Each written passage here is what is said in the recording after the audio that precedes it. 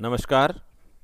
मैं डॉक्टर मनमोहन सेन, सह आचार्य संस्कृत, राजकीय महाविद्यालय बहरोड।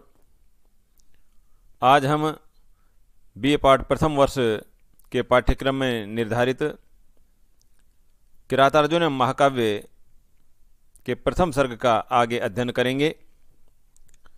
जैसा कि पिछले व्याख्यानों से प्रसंग चलता आ रहा है, द्रौपदी महाराज युधिष्ठिर के समक्ष भीम, अर्जुन, नकुल, सहदेव और उनकी स्वयं की दुर्दशा का चित्रण करती है।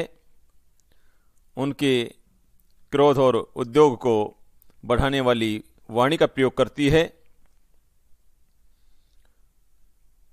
इसके बाद अपने मनोव्यथा को व्यक्त करते हुए द्रौपदी कहती है, द्विषद निमित्तात् यद इयं दशा ततः स मूलम उन्मूलयति इव मे मनः परई अपरियासित वीर्य संपदाम पराभव अप्योत्सव एव मन मानिनाम। हे महाराज, यत इयं दशा, जो यह स्थिति, द्विषद निमित्तात्, द्विषद शत्रुओं के निमित्तात् कारण से हुई है, ततः इसीलिए स मूलम मे मनः उन्मूलयति इव, ततः इसीलिए मे मनः, मेरा मन, स मूलम जड़ सहित, उन्मूलयति इव उखड़ सा रहा है। परई अपरियासित वीर्य संपदाम, परई शत्रुओं के द्वारा अपरियासित वीर्य संपदाम, जिसकी पराक्रम की संपत्ति को नष्ट नहीं किया गया है, ऐसे मानिनाम स्वाभिमानी लोगों के लिए पराभव अपि उत्सव एव, पराजय भी उत्सव स्वरूप ही होती है। द्रौपदी कहती है, हे महाराज, आपकी यह दुर्दशा शत्रुओं के कारण हुई है, शत्रुओं के द्वारा की गई है। इसलिए मेरे हृदय में अत्यधिक मार्मिक पीड़ा हो रही है। हां, यदि यही आपकी दुर्दशा दुर्दैव जनित, भाग्यजनित होती तो मुझे कोई व्यथा नहीं होती, कोई पीड़ा नहीं होती, क्योंकि भाग्य का अतिक्रमण कौन कर सकता है। लेकिन दुख की बात तो यह है कि आपकी यह स्थिति शत्रुओं के द्वारा की गई है, और शत्रुओं के द्वारा जो स्थिति की गई है तो यह मानव निर्मित है, मानव द्वारा की गई है। यह ठीक है कि दैवीय शक्ति से, दैवीय प्रकोप से यदि किसी का पराक्रम, किसी की ख्याति, किसी का यश, किसी का धन, राज्य लक्ष्मी, राज्य जो भी वो नष्ट हो जाता है तो कोई व्यथा की बात नहीं है, वो भाग्यवश है। दुख सिर्फ इस बात का है कि यह स्थिति शत्रुओं द्वारा की गई है। जिस व्यक्ति का पराक्रम, जिस व्यक्ति की वीर्य संपदा शत्रुओं के द्वारा नष्ट नहीं की गई है, ऐसा व्यक्ति यदि पराजय भी प्राप्त कर लेता है तो वह भी उत्सव के समान ही होता है। कहने का तात्पर्य यह हुआ कि व्यक्ति का स्वाभिमान कभी नष्ट नहीं होना चाहिए। जब उसका स्वाभिमान, उसका पराक्रम नष्ट हो जाता है तो उसके लिए जय और पराजय का कोई मतलब नहीं रहता।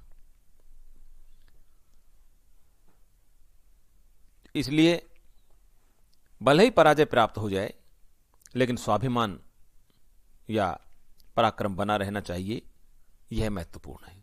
हार और जीत महत्वपूर्ण नहीं है, अपना पराक्रम बचाए रखना वो महत्वपूर्ण है। एक बार पुनर्देखिए, यत इयम दशा, चूंकि यह आपकी स्थिति द्विषद निमित्तात् शत्रुओं के द्वारा की गई है, ततः इसीलिए मे मन है, मेरा जो मन है, स मूलम उन्मूलयति इव, जड़ से उखड़ सा रहा है। क्योंकि परई अपर्यासित वीर्य संपदाम, शत्रुओं के द्वारा जिसका पराक्रम रूपी संपत्ति नष्ट नहीं की गई है, ऐसे मानी नाम स्वाभिमानी लोगों के लिए पराभव अपि उत्सव एवं, पराजय भी उत्सव के समान ही होता है। जिसकी वीर्य संपदा नष्ट नहीं हुई, ऐसे व्यक्ति को यदि पराजय भी प्राप्त हो जाए तो कोई चिंता की बात नहीं है, कोई व्यथा की बात नहीं, कोई पीड़ा की बात नहीं है। उसका पराक्रम नष्ट नहीं होना चाहिए, उसका जो पराक्रम है, जो वीर्य है, जो उसकी शक्ति है, जो उसका स्वाभिमान है, वो नष्ट नहीं होना चाहिए। इसी बात को आगे बढ़ाती हुई द्रौपदी कहती हैं कि विहाय शांति नृप धाम तत्पुनः प्रसीद संदेही वधाय विद्विषाम व्रजंती शत्रून अवधुय निस्पृहा शमेन सिद्धिम मुनय न भूभृत है।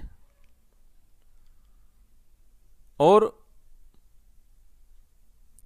फिर भी यदि आप शांति धारण करते हैं तो यह उचित नहीं है। हे महाराज,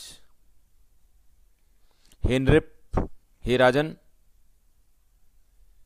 शांतिम विहाय, शांति का त्याग करके, विद्विषाम वधाय, शत्रुओं का नाश करने के लिए, शत्रुओं का वध करने के लिए,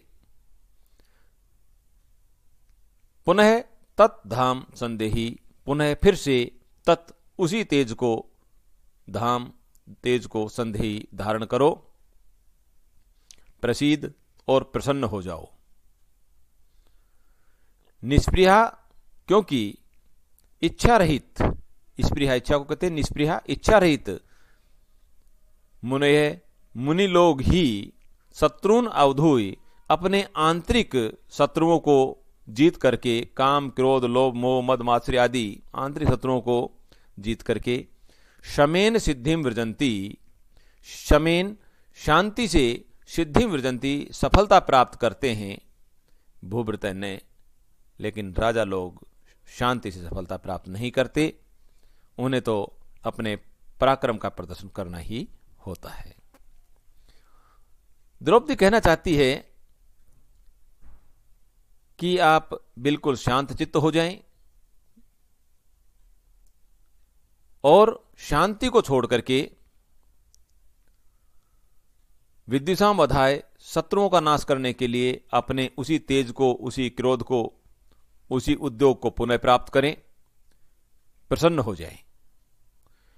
द्रौपदी यह कहना चाहती है, यह बताना चाहती है कि यद्यपि शांति से सफलता प्राप्त होती है, लेकिन राजाओं को नहीं। शांति से सफलता प्राप्त किसे होती है?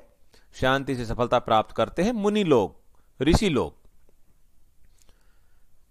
ऋषि लोग, मुनि लोग शांति धारण करके अपने आंतरिक जो व्यक्ति के हृदयगत जो मानसिक जो शत्रु होते हैं, काम क्रोध लोभ मोह मद मात्सर्य आदि, उनको अपने वश में करके शांति से सफलता प्राप्त कर सकते हैं। लेकिन राजा लोग नहीं। राजाओं को तो अपने शत्रुओं को परास्त करने के लिए उसी तेज को धारण करना होता है, उग्र तेज से ही वह शत्रुओं को परास्त कर सकते हैं। इसलिए महाराज, आप शांति का त्याग कीजिए और अपने क्रोध को पुनः प्राप्त करें और अपने तेज को प्राप्त करें। यह इसमें द्रौपदी बता रही है। एक बार पुनः देखिए। हे नृप, हे राजन, शांति विहाय, शांति का त्याग करके, विद्विषाम वधाय, शत्रुओं का नाश करने के लिए, पुनः तत्धाम संदेही, फिर से उसी तेज को धारण करो, प्राप्त करो, प्रसिद्ध और प्रसन्न हो जाओ।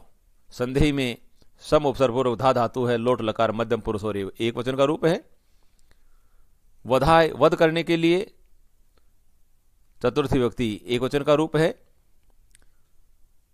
एक बार पुनः देखिए अर्थ। हे राजन, शांति का त्याग करके विद्युषाम वधाय, शत्रुओं का नाश करने के लिए, पुनः तद्धाम संदेही, पुनः उस तेज को धारण करो, प्रसिद्ध और प्रसन्न हो जाओ। निष्प्रिया मुने, क्योंकि इच्छा रहित जो विरक्त जो मुनि लोग होते हैं वे शत्रुन अवधुई, काम क्रोध लोभ मोह मद मात्सर्य आदि शत्रु आंतरिक शत्रुओं को वश में करके शमेन शांति से सिद्धि मृजंती, सफलता को प्राप्त करते हैं। भूभृत ने, राजा लोग शांति से सफलता प्राप्त नहीं करते। राजा लोगों को तो अपने उग्र तेज को ही धारण करना होता है और उसके आधार पर अपने शत्रुओं को परास्त करके सफलता प्राप्त की जाती है। अतः पुनः अपने तेज को धारण करें। धन्यवाद।